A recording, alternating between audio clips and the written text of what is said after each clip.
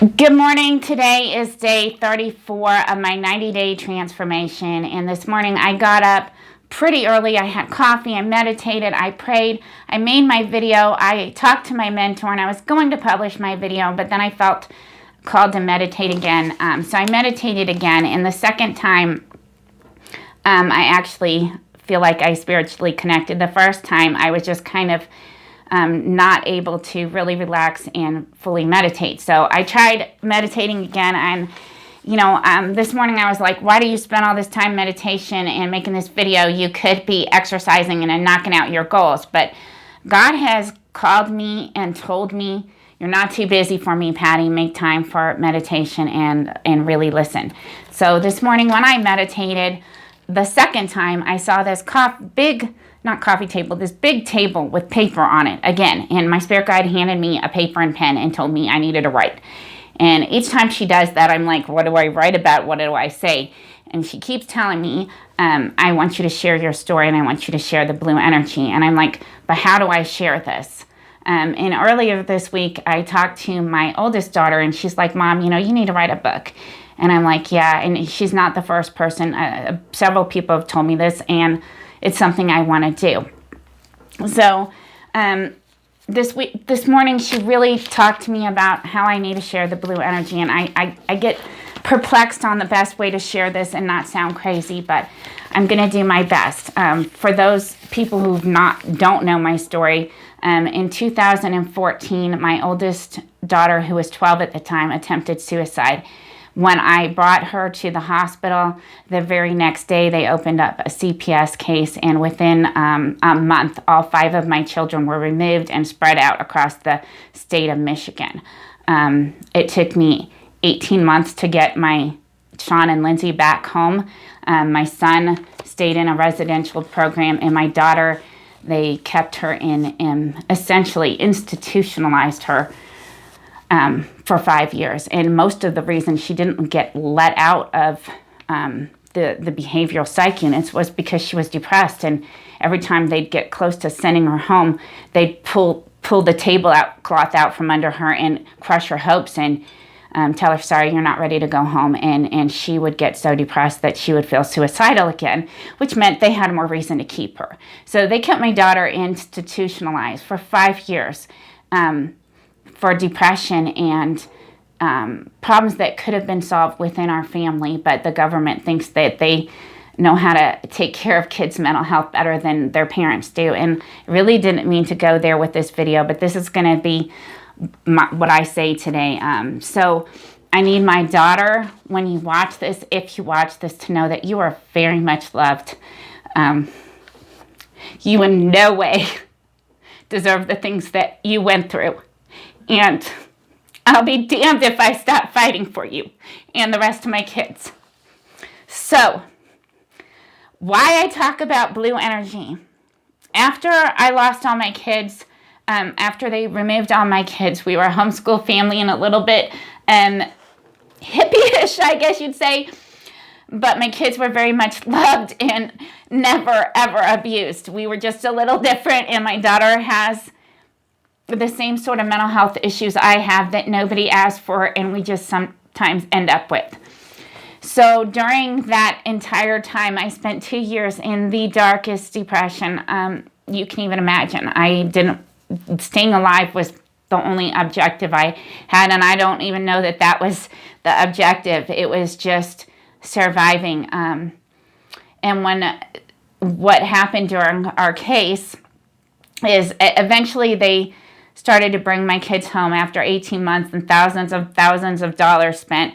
Lindsay and Sean were returned home, and we were hoping to get Brandon returned home, and then Angie and Jeremy.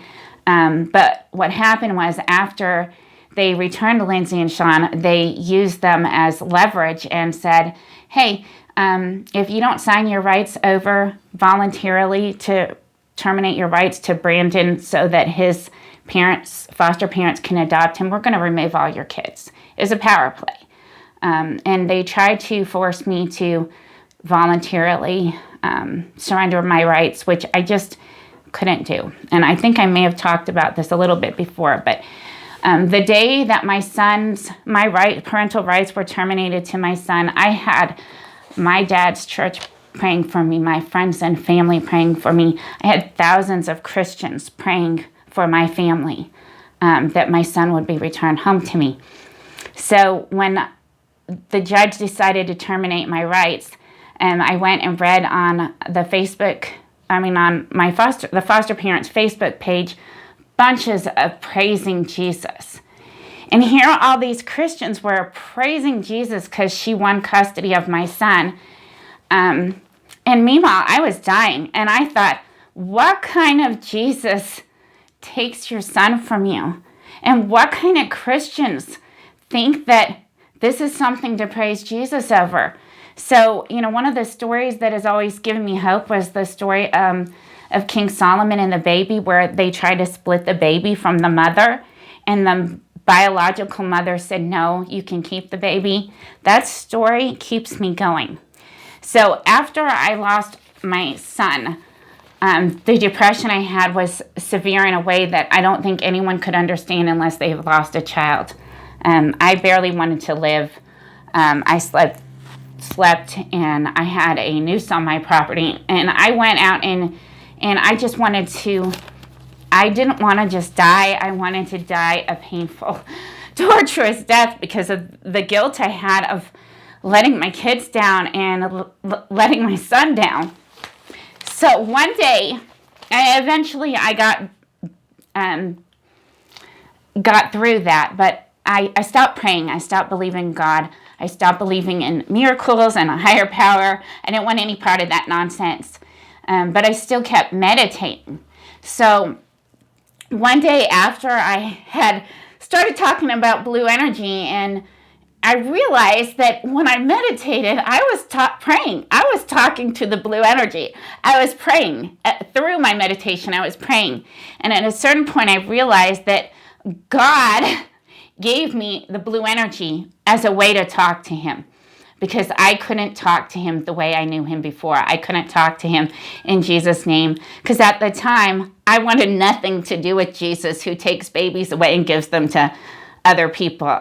So when I realized that blue energy that I was talking to wasn't blue energy at all, it was God, and it was what got me through the most difficult period in my life.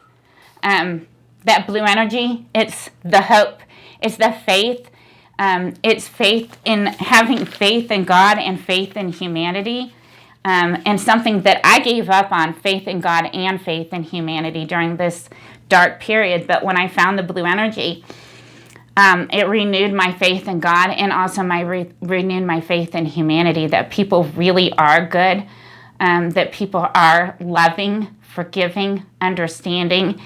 And one of the reasons I'm such an outspoken libertarian is because I believe that people are good, and that people are capable of fixing their marriages, their relationships with their children, and changing their lives, and that the government is not really very good at fixing anything. So, that was the thing that I was led to talk about. Share your story, share why you talk about blue energy. And for anyone that is in a dark, dark place, there is hope. It takes some time to listen and find it, but there's some energy out there listening to you. And so I try to share my hope, my faith in humanity, and my blue energy every day, and that was what I was called to talk about today. So I'm going to go do my workout now and tackle those goals I need to get on. I hope you have a wonderful day, and for us freedom fighters, keep remembering that people are good.